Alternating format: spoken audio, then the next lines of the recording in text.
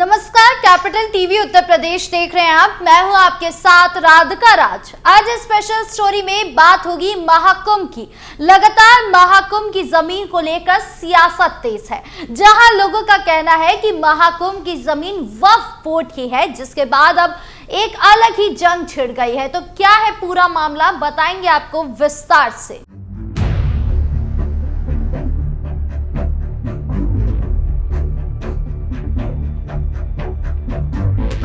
CM योगी का वक्फ पर reaction. कुछ मौलाना सीना ठोक कर कह रहे हैं कि महाकुंभ जिस जमीन पर आयोजित हो रहा है वो वक्फ बोर्ड की जमीन है, जिस पर सीएम योगी का जबरदस्त बयान सामने आया। दरअसल मुख्यमंत्री योगी आदित्यनाथ ने कहा कि भारत की सनातन धर्म की जो मान्यता है ये दुनिया की सबसे प्राचीन संस्कृति है। इसकी तुलना किसी मत, मजहब और संप्रदाय से नहीं हो सकती। हजारों वर्षों की विरासत मेरे पास है। इसके सांस्कृतिक और आध्यात्मिक आयोजन भी उतने ही प्राचीन है। आकाश के भी ऊंचा है सनातन की परंपरा, इसकी तुलना नहीं की जा सकती। वक्फ बोर्ड के नाम पर जमीन कब्जे के मुद्दे पर मुख्यमंत्री ने सख्त रुख अपनाते हुए कहा कि ये समझना मुश्किल है कि वक्फ बोर्ड है या भू माफियाओं का बोर्ड। हमारी सरकार ने वक्फ अधिनियम में संशोधन किया और एक एक इंच जमीन की जांच करवा रही है।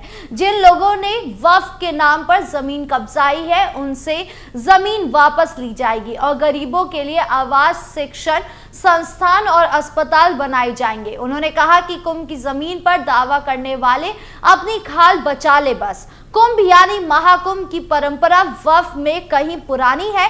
सनातन धर्म की ऊंचाई आकाश से भी ऊंची और गहराई समुद्र से भी गहरी है।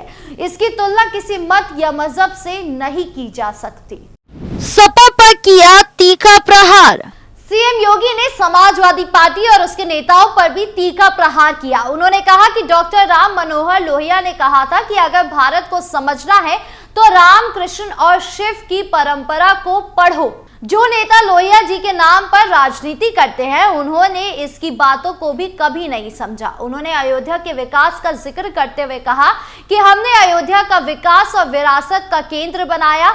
जो लोग अयोध्या के विकास का विरोध कर रहे थे उन्हें वहां जाने का नैतिक अधिकार नहीं है।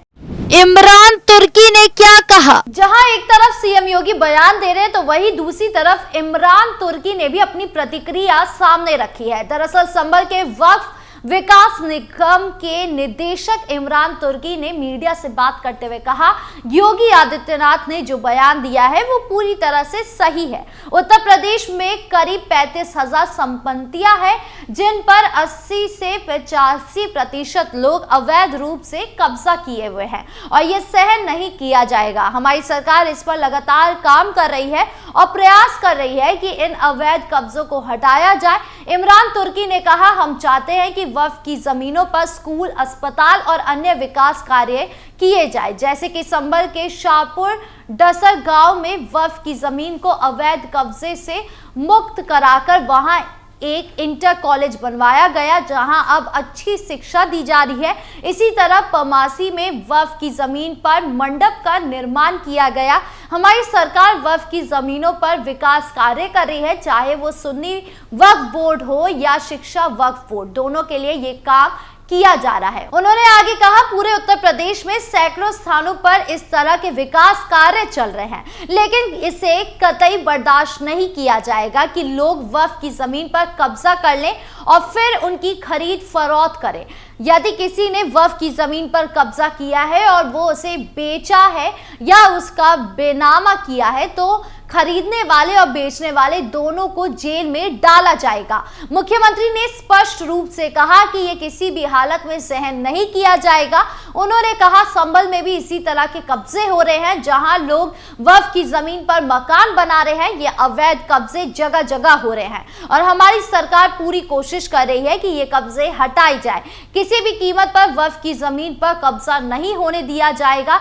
सरकार का यही उद्देश्य है और हम इसी दिशा में काम कर रहे हैं। असीम करार का बयान। महाकुंभ मेले को जिस जमीन पर लगाया गया है उसे वक्फ की जमीन बताया जा रहा है। इसको लेकर एक मुस्लिम मौलाना ने दावा किया है। इसको लेकर राजनीति शुरू हो गई है। इसी बीच वक्फ बोर्ड के नाम पर जमीन कब्जे के मुद्दे पर मुख्यमंत्री योगी आदित्यनाथ ने सख्त रुख अपनाते हुए कहा कि यह समझना मुश्किल है कि वक्फ बोर्ड है या भू माफिया का बोर्ड। सीएम योगी के इस बयान पर असदुद्दीन ओवैसी की पार्टी AIMIM ने पलटवार कर दिया। पार्टी के प्रवक्ता असीम वकार ने कहा कि अगर सीएम योगी को पता है कि उनके सरकार के अधीन आने वाले विभाग को भू माफिया चला रहे हैं तो अब तक कितने भू माफिया पर कार्रवाई की गई। सीएम बताए कि किस भू माफिया के खिलाफ जांच बिठाए और किससे जेल भेजा गया। AIMIM प्रवक्ता असीम वकार ने कहा कि सीएम योगी अपने ही विभाग के लोगों और सरकार के अधीन चलने वाले वक्फ बोर्ड को भूमाफिया बता रहे हैं। उन्होंने कहा कि मुख्यमंत्री कह रहे हैं कि एक एक इंच जमीन भूमाफियाओं के कब्जे से छुड़ाई जाएगी। यूपी व पूरे देश में आने वाले वक्फ की जमीन भारत और सरकारों के अधीन आती है। इसके साथ ही असीम वकार ने कहा कि जफर फारूकी ही बसपा और सपा सरकार में वक्फ बोर्ड के चेयरमैन थे और इस सरकार में भी जफर फारूकी ही वक्फ बोर्ड के चेयरमैन हैं। उन्होंने कहा कि जिन्हें सीएम योगी भूमाफिया कह रहे हैं वो आपकी सरकार के अधिकारी हैं। महमूद असद मदनी ने दी कड़ी प्रतिक्रिया। जमीयत उलमा ए हिंद के अध्यक्ष मौलाना महमूद असद मदनी ने उत्तर प्रदेश के मुख्यमंत्री योगी आदित्यनाथ के वक्फ संपत्तियों को लेकर दिए गए बयान पर कड़ी प्रतिक्रिया व्यक्त की है। उन्होंने कहा कि उनका बयान वास्तविकता से परे है। एक जिम्मेदार पद पर बैठे व्यक्ति को ऐसे बयान देने से बचना चाहिए। मौलाना मदनी ने कहा कि उनके बयान से ऐसा लगता है कि वो एक खास अल्पसंख्यक वर्ग के खिलाफ खड़े हैं। मौलाना मदनी ने कहा कि वक्फ संपत्तियों का उद्देश्य हमेशा से ही सामाजिक भलाई और कल्याण रहा है। इनका इस्तेमाल इस्लामी शिक्षाओं के अनुसार मस्जिदों, शिक्षण संस्थानों, अस्पतालों और अनाथालयों के निर्माण और जरूरतमंदों की मदद के लिए किया जाता है। वक्फ बोर्ड की स्थापना वक्फ अधिनियम 1954 के तहत की गई थी। इसी आधार पर देश के अधिकांश राज्यों में वक्फ अधिनियम स्थापित है जिनकी देखरेख और संरक्षण राज्य सरकारों द्वारा किया जाता है।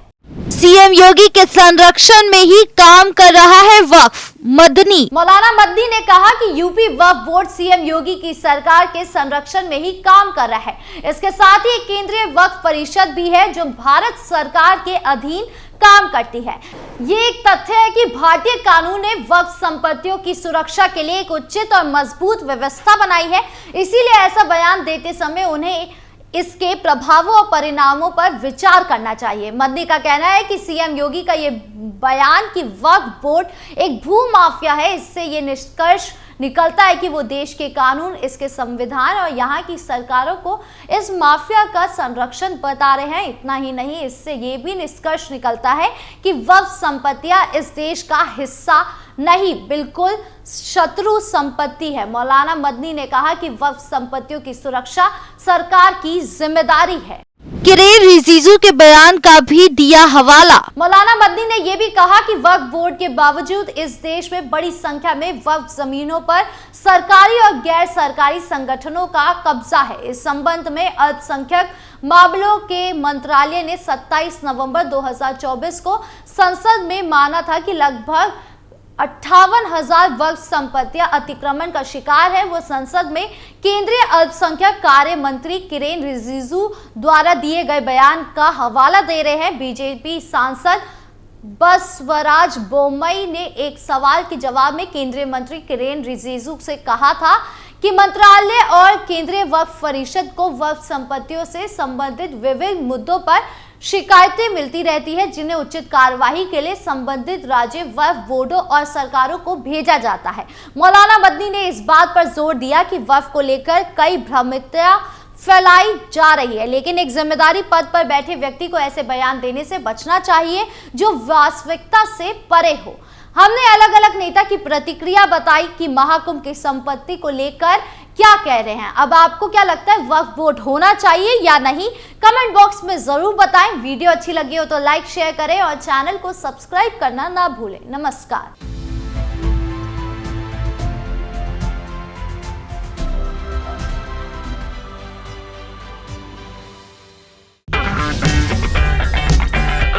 अगर आपको हमारा वीडियो पसंद आया हो तो इसे लाइक करें, हमारे चैनल को सब्सक्राइब करें और हाँ, बेल आइकन दबाना ना भूलें ताकि आप तक हमारे वीडियो की नोटिफिकेशन पहुंचती रहे।